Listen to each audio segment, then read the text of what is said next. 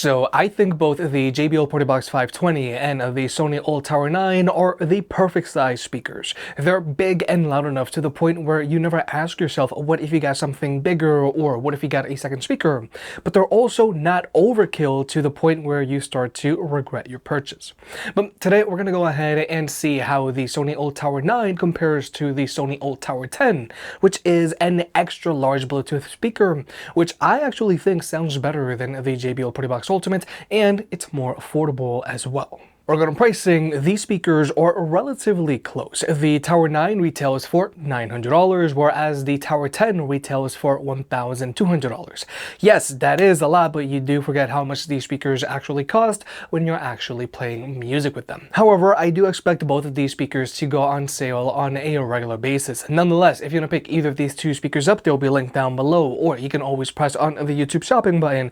And if you want to further support the channel, then you can always pick up some merch. So first, we have to talk about the design and portability of these speakers, and most importantly, the built-in batteries. And the Sony ULT Tower 10 does not have a built-in battery. You can only use this speaker while it's plugged in, obviously affecting the portability of the speaker. Whereas with the Sony ULT Tower 9, it does have a built-in battery. Now, this speaker has an advertised battery life of 25 hours, which is a lot. However, that's with the speaker playing at 36% volume, which is a decent listening volume for when you're having a get-together, but that's with the light feature turned off, but with the ULT feature turned on, which is good. But if you were to use this speaker with the light feature turned on, then it's going to be good for around 12 hours of playback time. But real-world use for me with this speaker playing at 60% volume, which is already a really good listening volume, and with the light feature turned on and with ULT 2, which is going to be better for outdoor use, it's been good for around 8 hours of playback time. But battery life on this speaker really varies depending on how you use it. If you were to use it at max volume, that's going to be good for around 2.5 hours of playback time, and honestly, max volume on this speaker is going to result in a visit from the cops, and anything above 60% volume while indoors is going to require hearing protection. Now, I feel that battery life on this speaker is rather impressive, but if you want, you can always extend its battery life even more if you were to use it while in its stamina mode. But stamina mode is really going to lower your bass, so it's not going to sound as good, but it is an option. And to charge the speaker, it charges via a double barrel AC port, and if you were to use this speaker while it's plugged in, you are going to get a performance boost out of it. It is going to get louder and it is going to have more bass. However, it's not going to get as loud as the Tower 10. So, thanks to the built-in battery on the Tower 9, this speaker is a lot more portable and versatile than the Sony Tower 10. Also, the Tower 9 is slightly smaller and lighter than the Tower 10, but it is relatively big compared to, let's say, the JBL Partybox 520. But regardless, the Sony Tower 9 is easy to move thanks to its built-in wheels, so you can easily roll the speaker around, but more importantly, these wheels are super chunky as well, so you can still easily roll the speaker around in a parking lot or on the sidewalk, in the grass, or even on a thick carpet. Now, the Tower 10 also has built-in wheels, but these wheels are pretty small, so they're really only going to be useful on hardwood floors. But overall, the Tower 9 is more portable than the Tower 10, but I do think that help is going to be necessary if you're going to carry either of these two speakers up and down the stairs, or if you're going to load them into your car, because either you don't want to damage the walls in your house, or the car itself, or the speakers themselves. And durability wise, I would be careful with both of these speakers because they both have a mostly plastic body which can get scratched very easily, and they both have a thin metal grille on the front which can get dented easily as well. Also, I would be careful with both of these speakers around water, and if you're planning on using these speakers by your pool on a regular basis, I feel that their touchpads up top might be a problem if your fingers are wet. Also, both of these speakers have a built-in light feature, and they're very similar to one another. Now, I think they look good, and I really like that both of these speakers have floor lights because it just gives both of these speakers a very big presence. However, the Tower 9 does have a larger area of effect than the Tower 10. Overall, the light features look good, but they are best used at night. And the light feature on the Tower 9 is really going to affect your battery life. But then there are the ports on these speakers. Now, you can plug in a microphone for karaoke or a guitar if you want, but I think a mic for karaoke is more important.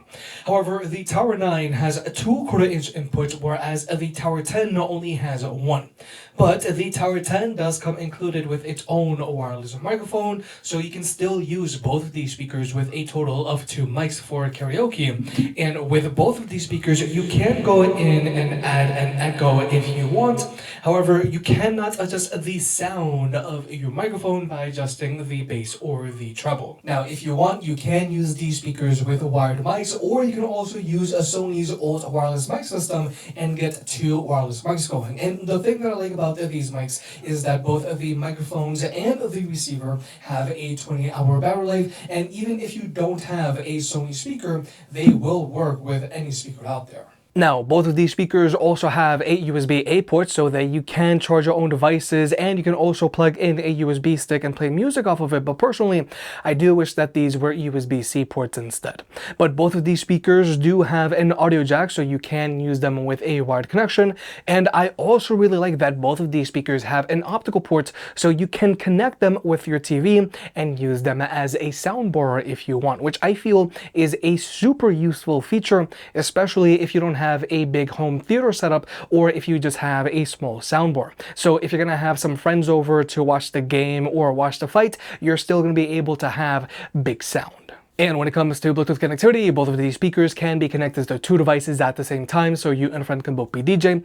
Latency is not an issue for either of these 2 speakers, so you can use them to watch videos with on your phone. And when it comes to audio codecs, they both have support for SBC, AAC, and LDAC, which is Sony's own in-house high-res audio codec.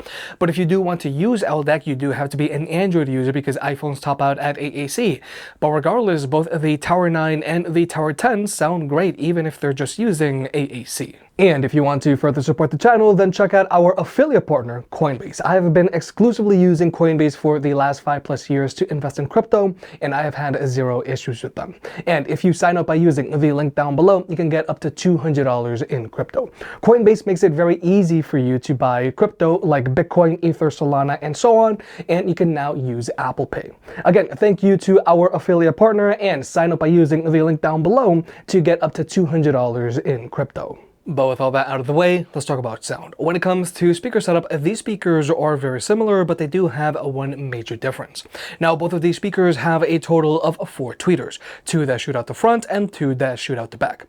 They both have a dual front-mounted firing mid-range drivers, and they both have a front-mounted firing woofer. However, the exhaust port on the Tower 9 shoots downwards, whereas the exhaust port on the Tower 10 shoots out the front. So the bass on these speakers is a little different. The bass on the Tower 9 has a little more kick to it, whereas the bass on the Tower 10 is more on the audible side. Also, both of these speakers have their ULT feature. ULT 1 is going to increase your bass, and this is a setting that you want to use while indoors. And with ULT 2, it's going to increase both the bass and the mids and highs on the speaker, so the vocals are going to be a lot more prominent, and is also going to increase the sound pressure of the speaker. So this is the setting that you want to use while outdoors. But now we're going to go ahead and jump into the sound test. Both of these speakers are playing at 75% volume while in ULT 2, but we're going to be using the Tower 9 while it's plugged in and unplugged.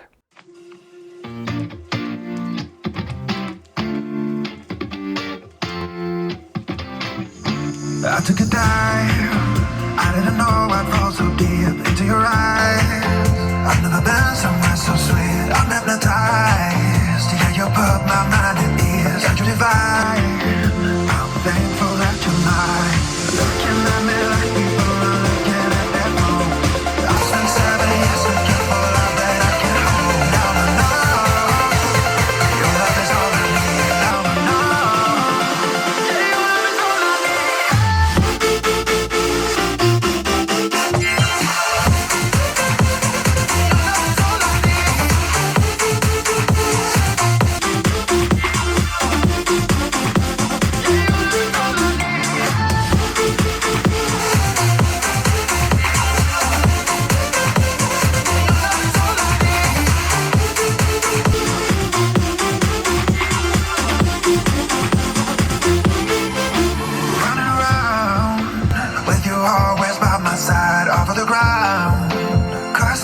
So damn high, I'm hypnotized. Yeah, you put my mind at ease. God, you're divine. I'm thankful that you're mine.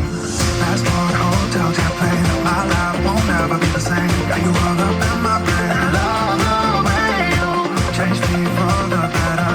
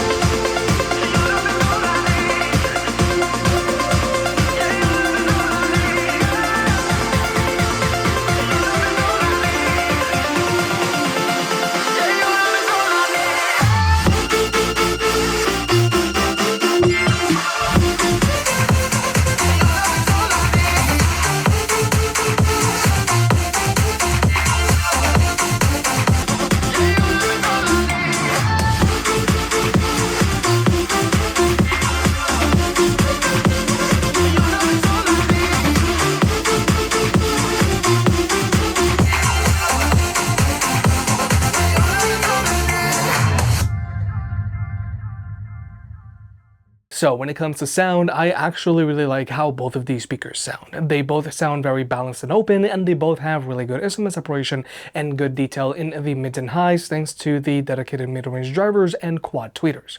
However, I do feel that the Tower 10 does like to put a little bit more of an emphasis on the highs than the Tower 9, so I actually think the Tower 9 sounds a little more balanced. And when it comes to the bass on these speakers, they're very similar as well, because since the Tower 9 has a downward firing exhaust port, its bass is amplified and it's able to keep up with the bass on the Tower 10. But then there's the max volume performance on these speakers, and I feel that both of these speakers are good for like a 50% party, and they're both going to be good for commercial use. But in general, the Tower 10 is going to get louder than the Tower 9. Now, like I said earlier, if you were to use the Tower 9 while it's plugged in, you are going to get a performance boost out of it. It is going to get louder and it is going to have more bass. But still, the Tower 10 is just going to get louder. But in general, I feel that unless you need that extra volume, I think the Tower 9 is going to be the better pickup than the Tower 10. But finally, let's talk about pairing these speakers up with other speakers. Now, with both of these speakers, if you have two of the exact same speakers, then you can wirelessly pair them up and get them to play in left and right stereo mode. But also, these speakers are using Sony's wireless party chain, so you can pair them up with other Sony speakers that are also using wireless party chain, like a Tower 10 or a Tower 9, or to an XV800, XV500, or to an XP700, or to an XP500, and you can get them to all play in sync. And you can also pair it up to any of Sony's smaller speakers that are also using wireless party chain, like either an ULT Field 7, ULT Field 5, ULT Field 3, or to an XG500, XG300, XE300, XE200, or to an XP43, XP33, or to an XP23. The only unfortunate thing is you cannot connect your Tower 9 or Tower 10 up to the Sony ULT Field 1 because the ULT Field 1 does not use a wireless party chain. But overall, if you are planning on growing your collection of speakers and if you plan on constantly pairing them together, then Sony is a good option to go with. However, you are going to be locked inside of Sony's ecosystem, but Sony does have many different models to choose from. But with all that being said, I think Sony is doing a phenomenal job of improving all of their speakers. Both the Tower 9 and Tower 10 have great instrument separation, openness, they both sound very balanced, and they both give you great detail in the mid and highs thanks to the mid-range drivers. But if you are trying to choose between these two speakers, personally, I think the Sony ULT Tower 9 is the way to go. Hands down. It gets more than loud enough so you never ask yourself, oh, what if you got something bigger, but it's also not overkill.